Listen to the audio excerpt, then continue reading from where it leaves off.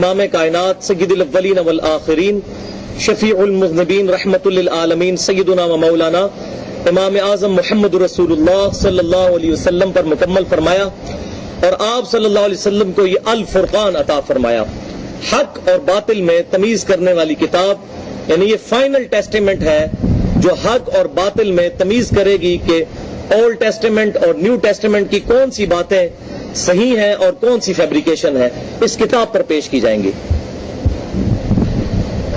تو عظمت قرآن کے حوالے سے بنیادی طور پر میں نے 5 پوائنٹس ڈسکس کرنے ہیں۔ ان میں سے پہلا پوائنٹ یہ ہے کہ اللہ تبارک و تعالیٰ نے رمضان مبارک کا ذکر کرتے ہوئے سورۃ البقرہ کی آیت نمبر 185 میں ارشاد فرمایا، بسم اللہ الرحمن الرحیم، شہر رمضان الذی انزل فیہ القرآن، رمضان کا مہینہ وہ ہے جس میں ہم نے قرآن نازل کیا، ہدی للناس، جو ساری انسانیت کے لیے ہدایت ہے، وبینات من الہدی، اور اس میں ہدایت کی روشن نشانیاں ہیں، والفرقان، اور یہ الفرقان ہے یعنی حق اور باطل میں تمیز کرنے والی کتاب ہے۔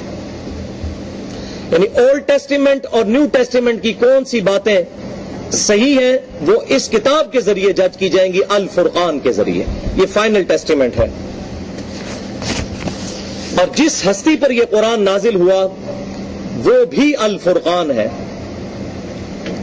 یعنی امام کائنات سید الاولین والآخرین شفیع المذنبین رحمت للعالمین سیدنا و مولانا امام اعظم محمد رسول اللہ صلی اللہ علیہ وسلم کی مبارک ذات بھی الفرقان ہے، حق اور باطل میں تمیز کرنے والی۔ چنانچہ صحیح بخاری میں کتاب الاعتصام بالکتاب والسنہ چیپٹر میں انٹرنیشنل نمبرنگ کے مطابق 7281 نمبر حدیث ہے کہ آپ صلی اللہ علیہ وسلم نے ارشاد فرمایا، محمد فرق بین الناس، محمد فرق بین الناس، محمد صلی اللہ علیہ وسلم لوگوں میں حق اور باطل کے درمیان فرق ہے۔ جیسے یہ کتاب الفرقان ہے، اس طریقے سے آپ صلی اللہ علیہ وسلم بھی الفرقان ہے، حق اور باطل میں تمیز کرنے والی شخصیت، یعنی جو آپ کو پکڑے گا وہ حق پر ہوگا، اور جو آپ صلی اللہ علیہ وسلم کا مبارک راستہ چھوڑ دے گا وہ باطل پر ہوگا۔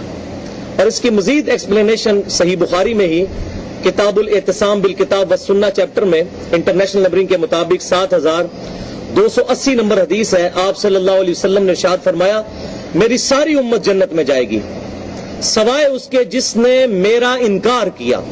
پوچھا گیا یا رسول اللہ صلی اللہ علیہ وسلم کس نے آپ کا انکار کیا؟ تو آپ صلی اللہ علیہ وسلم نے فرمایا، جس نے میری اطاعت کی وہ جنت میں جائے گا، اور جس نے میری نافرمانی کی اس نے میرا انکار کیا۔ تو آپ صلی اللہ علیہ وسلم کی مبارک ذات کو چھوڑ کر کوئی بھی شخص اللہ تبارک و تعالیٰ کی رحمت کے مقام جنت تک رسائی حاصل نہیں کر سکتا۔ پوائنٹ نمبر 2، قرآن پاک ہی وہ واحد معجزہ ہے جس کی بنیاد پر ہمارا امام کائنات صلی اللہ علیہ وسلم کے بارے میں دعوی نبوت ہے۔ It is the only miracle of our Prophet صلی اللہ علیہ وسلم based upon which we do claim for the prophecy of Prophet صلی اللہ علیہ وسلم۔ ہم آپ صلی اللہ علیہ وسلم کے نبی ہونے کو اس کتاب کے معجزے سے مانتے ہیں۔ باقی انبیاء کرام علیہ السلام کو اور معجزات دیے گئے، لیکن آپ صلی اللہ علیہ وسلم کو جو دعوے نبوت کے لیے معجزہ دیا گیا ہے وہ ایک ہی ہے، وہ القرآن ہے۔ جیسا کہ موسیٰ علیہ السلام کو اللہ تعالیٰ نے عصا کا معجزہ دیا تھا، وہ عصا زمین پر پھینکتے تھے، وہ سانپ بن جاتا تھا، اژدہا بن جاتا تھا۔ یہ آپ کا ٹینجیبل فارم میں فزیکل معجزہ تھا۔ آپ صلی اللہ علیہ وسلم کو اس طرح کے بہت معجزات دیے گئے، صحیح بخاری اور مسلم میں بہت احادیث ہے، لیکن جس معجزے کی بنیاد پر دعوی نبوت ہے وہ صرف ایک ہی معجزہ ہے، اور وہ یہ اللہ کی کتاب قرآن حکیم ہے۔ اور الحمدللہ اللہ تبارک و تعالیٰ نے اس کا ذکر بھی سورۃ العنکبوت کی آیت نمبر 48 سے لے کر 51 میں کیا ہے۔ بسم اللہ الرحمن الرحیم، اولم یکفہم انا انزلنا علیک الکتاب یتلی علیہم، کیا ان کے لیے یہ کافی نہیں ہے کہ ان پر یہ کتاب نازل کی گئی جس کی آیات ان پر تلاوت کی جاتی ہیں؟ یعنی کافر جو ہے وہ اعتراض کرتے تھے کہ نبی صلی اللہ علیہ وسلم کو اس طرح کے فزیکل معجزات کیوں نہیں دیے گئے जिस तरह के मूसा अलैहिस्सलाम या ईसा अलैहिस्सलाम को दिए गए। तो अल्लाह ताला ने फरमाया क्या इनके लिए ये काफी नहीं है कि इन पर ये किताब नाज़िल की गई है जिसकी आयात इन पर तिलावत की जाती हैं। इन्न फी ज़ालिका लरहमतुन व ज़िक्रा लिक़ौमिन युमिनून, इसमें है रहमत और नसीहत उस कौम के लिए जो वाकई ही बात को मानना चाहे। जिसकी नीयत ही मानने के लिए नहीं है तो उसको इस कुरान में भी कोई हिदायत नहीं। हाँ, जो मानना चाहेगा उसके लिए रोशन दलाइल इस किताब के अंदर मौजूद है। और ये किताब अल्लाह ताला ने क़यामत तक के लिए महफूज फरमा दी।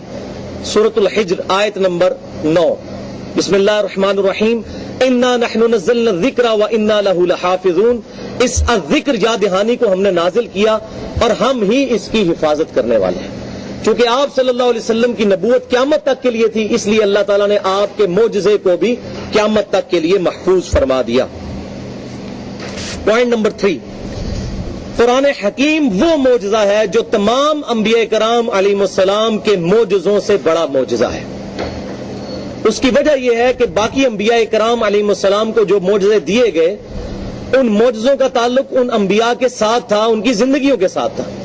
आज मूसा अलैहिस्सलाम का आसा किसी को मिल भी जाए, इमाम काबा भी उसको जमीन पर फेंके, वो इज्तिहा नहीं बन सकता, क्योंकि वो मोजज़ा सैयदना मूसा अलैहिस्सलाम के हाथ में मोजज़ा था।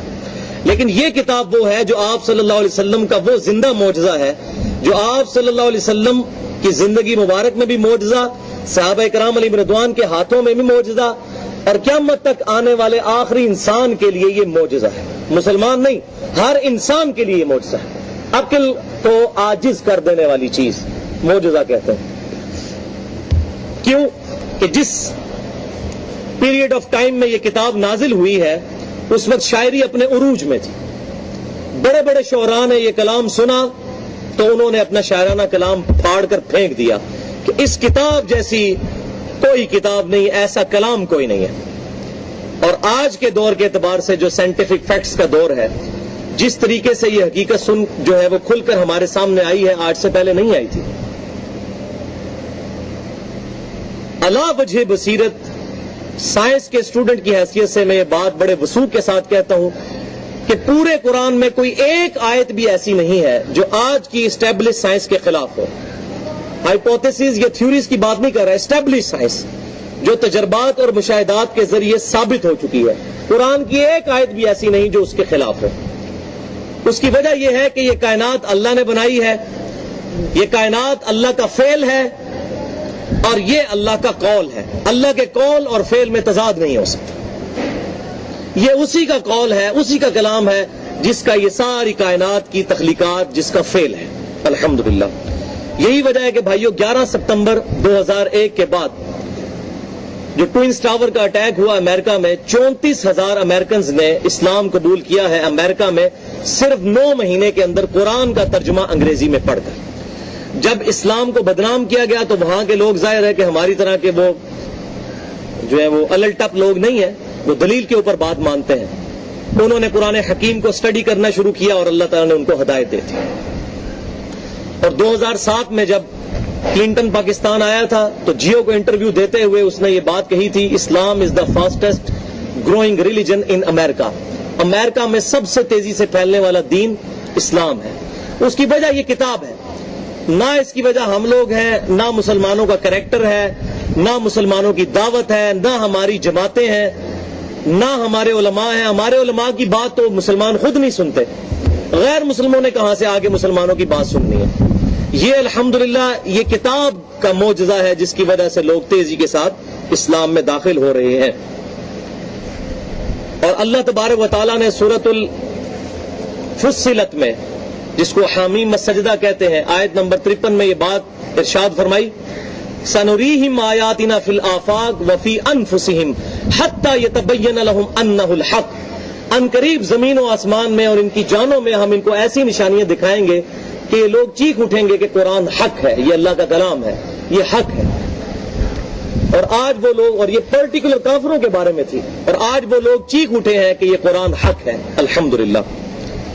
और इसकी दलील सही बुखारी और मुस्लिम की वो मुत्तफकुन अलैह हदीस भी है, जो सही बुखारी में किताबुल फजाइल कुरान चैप्टर में इंटरनेशनल नंबरिंग के मुताबिक 4981 नंबर हदीस है कि आप सल्लल्लाहु अलैहि वसल्लम ने फरमाया कि अल्लाह ताला ने हर नबी को कोई ना कोई मोजज़ा दिया था اور انہی معجزات کی وجہ سے لوگ ان پر ایمان لایا کرتے تھے. مجھے اللہ تعالیٰ نے وحی کا معجزہ دیا ہے، القرآن، اور میں اللہ سے امید کرتا ہوں کہ قیامت والے دن سب سے زیادہ متبعین، پیروکار میری امت سے ہوں گے، کیونکہ میرا معجزہ بہت بڑا ہے، سب سے بڑا معجزہ ہے. اور صحیح بخاری اور صحیح مسلم کی ہی متفق علیہ حدیث ہے.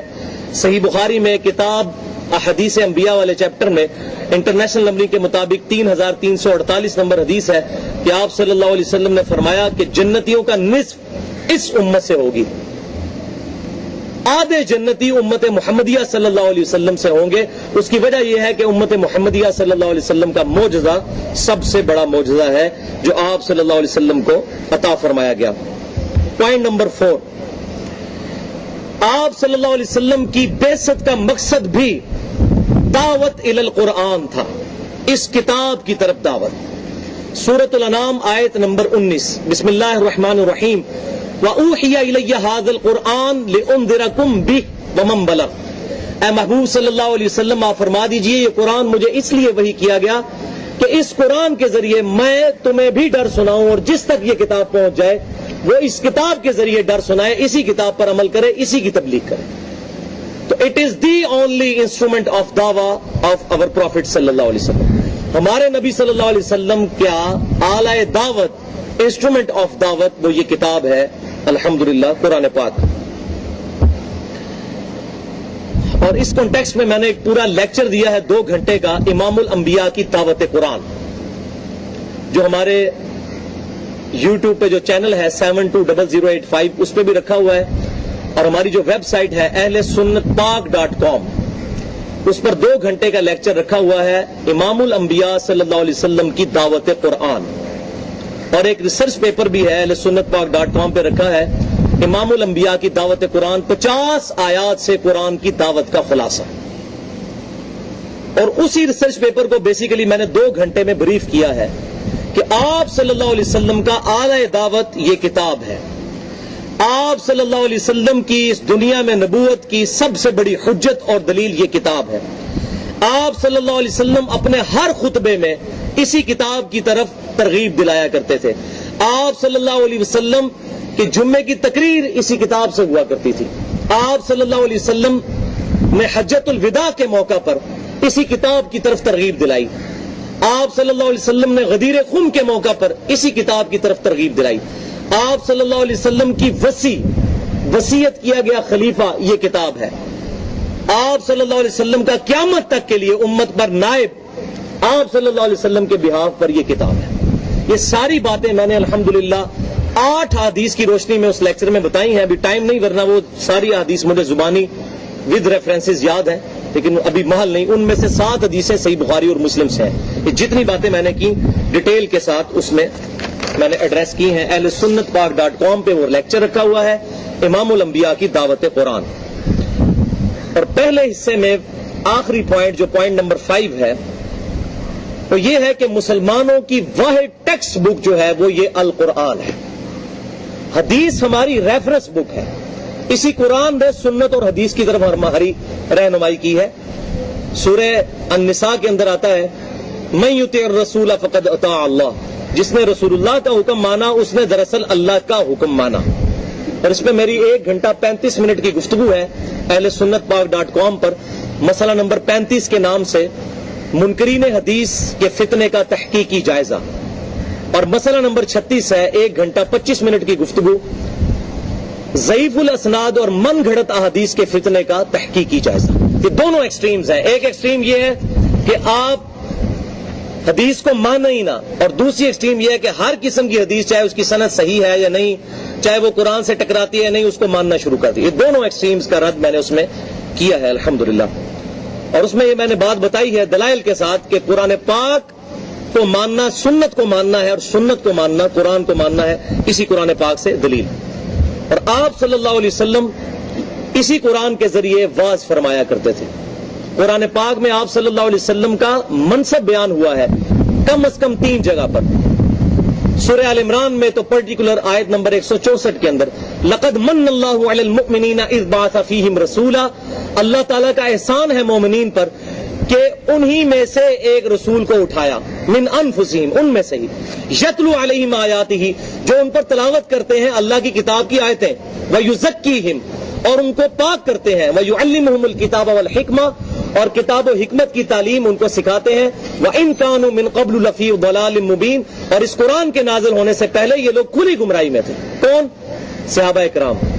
صحابہ اکرام اس قرآن کے نزول سے پہلے کھلی گمراہی میں تھے، اور ہم اس قرآن کے نزول کے بعد بھی کھلی گمراہی میں ہیں، کیونکہ ہم یہ کتاب پڑھتے کوئی نہیں۔ آپ صلی اللہ علیہ وسلم کو کیٹاگوریکل مینشن کیا گیا سورہ قاف کی آخری آیت کے اندر، بسم اللہ الرحمن الرحیم، فذکر بالقرآن من یخاف وعید، اے محبوب صلی اللہ علیہ وسلم اس قرآن کے ذریعے واعظ کیجئے، اس قرآن کے ذریعے تذکیر اور نصیحت کیجئے ہر اس شخص کو جو اللہ کی دھمکی سے ڈرتا ہے۔ تو آپ صلی اللہ علیہ وسلم کا اعلی دعوت یہی کتاب تھی، الحمدللہ۔ نہ تو فضائل اعمال ہے، نہ فیضان سنت ہے، نہ الرحیق المختوم ہے، اور نہ 14 ستارے ہے۔ یہ کتاب ہے آپ صلی اللہ علیہ وسلم کی ٹیکسٹ بک، جس کی طرف آپ صلی اللہ علیہ وسلم نے لوگوں کو بلایا اور جس کے ذریعے سے آپ صلی اللہ علیہ وسلم نے دعوت دی۔ اور آج مسلمانوں کی رسوائی اور تباہی کی سب سے بڑی وجہ، بلکہ اگر کہا جائے کہ دا اونلی ریزن، وہ اس کتاب سے دوری ہے۔ اور یہ بات میں اپنی طرف سے نہیں کہہ رہا، صحیح مسلم میں فضائل قرآن کے چیپٹر میں انٹرنیشنل نمبرنگ کے مطابق 1897 نمبر حدیث ہے کہ آپ صلی اللہ علیہ وسلم نے فرمایا کہ اللہ تعالیٰ اس کتاب کے ذریعے بعض لوگوں کو بلندی دے گا اور بعض لوگوں کو ذلیل کر دے گا اس کتاب کی وجہ سے۔ صحابہ اکرام علیہم رضوان کو بلندی ملی اس کتاب کو پکڑنے کی وجہ سے، اور ہماری ذلت اور رسوائی کی وجہ اس کتاب کو چھوڑنا ہے۔ اور اسی چیز کو میں سمجھتا ہوں ڈاکٹر اقبال نے بالکل صحیح ٹرانسلیٹ کیا ہے، وہ زمانے میں معزز تھے مسلمان ہو کر اور تم خوار ہوئے تارک قرآن ہو کر۔ یہ ایگزیکٹ ٹرانسلیشن ہے صحیح مسلم کتاب فضائل قرآن انٹرنیشنل نمبرنگ کے مطابق 1897 نمبر حدیث کی۔ اور بھائیو یہ تو ہے دنیا کا معاملہ، اور جو آخرت میں ہونے والا ہے وہ بہت خطرناک ہے، وَلِعَوْذُ بِاللَّهِ تعالی۔ صحیح مسلم میں انٹرنیشنل نمبرنگ کے مطابق کتاب الطہارہ چیپٹر میں 534 نمبر حدیث ہے، نبی صلی اللہ علیہ وسلم نے فرمایا القرآن حجت لک او علیک، قرآن یا تیرے حق میں حجت ہے یا تیرے خلاف حجت ہے، والعیاذ باللہ تعالی۔ بہت ڈینجرس معاملہ ہے، یعنی اگر قرآن پر عمل کیا، اس کی تعلیمات پر چلے، اس کے ساتھ اپنا تعلق قائم کیا اور اسی پر عمل کیا، اسی کی طرف لوگوں کو بلایا، پھر تو یہ ہمارے حق میں حجت ہے، ورنہ یہ ہمارے خلاف حجت ہے، ہمارے خلاف اللہ کے پاس دلیل ہے۔ القرآن حجت لک او علیک، قرآن یا تیرے حق میں حجت ہے یا تیرے خلاف حجت ہے، والعیاذ باللہ تعالی۔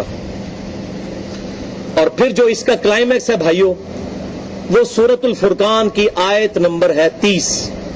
یہ آیت سارے بھائی گھر جا کر 19ویں پارے میں پہلے صفحے پر یہ آیت ہے، بسم اللہ الرحمن الرحیم۔ قیامت کے دن کا اللہ تعالیٰ نے منظر کھینچا ہے، اور آیات یوں شروع ہوتی ہیں کہ اس دن ظالم شخص اپنا ہاتھ چبا کر منہ میں ڈالے گا اور کہے گا اے کاش میں نے رسول اللہ صلی اللہ علیہ وسلم کی دنیا میں اطاعت کی ہوتی، ہدایت تو میرے پاس آ گئی تھی اس کتاب کی شکل میں، لیکن میرے دوستوں نے مجھے گمراہ کر دیا، میرے ساتھیوں نے مجھے گمراہ کر دیا۔ اور پھر اس کا کلائمیکس اور ڈراپ سین ہے کہ نبی صلی اللہ علیہ وسلم پھر اللہ تعالیٰ کی بارگاہ میں شکایت کریں گے۔ سورۃ الفرقان آیت نمبر 30، بسم اللہ الرحمن الرحیم۔ وقال الرسول یا رب ان قوم اتخذوا هذا القرآن مہجورا، نبی صلی اللہ علیہ وسلم اللہ کے حضور شکایت کریں گے، اے اللہ میری قوم نے، میری امت نے قرآن کو پیٹھ کے پیچھے ڈال دیا تھا، یعنی اس کتاب کو چھوڑ دیا تھا، اس کتاب کو چھوڑ کر اپنے اپنے سلسلوں اور اپنے اپنے بزرگوں اور اپنے اپنے فرقوں کی تعلیمات کے پیچھے لگا۔ تو بھائیو اس کتاب کے ساتھ تعلق جوڑنا ہے، تبھی قیامت والے دن اللہ تعالیٰ کی بارگاہ میں سرخروئی ہے، ورنہ نبی صلی اللہ علیہ وسلم کی شفاعت نہیں ملے گی، بلکہ آپ صلی اللہ علیہ وسلم کی شکایت کے حقدار ٹھہریں گے۔ اس میں کوئی شک نہیں، صحیح بخاری اور مسلم میں درجنوں احادیث ہے کہ آپ صلی اللہ علیہ وسلم اپنے امتیوں کی شفاعت فرمائیں گے، لیکن جس کی شکایت آپ صلی اللہ علیہ وسلم نے لگا دی اس کی شفاعت کون کرے گا؟ یہ بات سوچنے والی ہے، اور یہ پوچھنے والی ہے ہمارے علماء سے کہ ہمیں یہ بات کیوں نہیں بتاتے کہ آپ صلی اللہ علیہ وسلم نے صرف شفاعت نہیں کرنی بلکہ شکایت بھی کرنی ہے جس نے اس قرآن کو پشت ڈال دیا۔ والعیاذ باللہ تعالی۔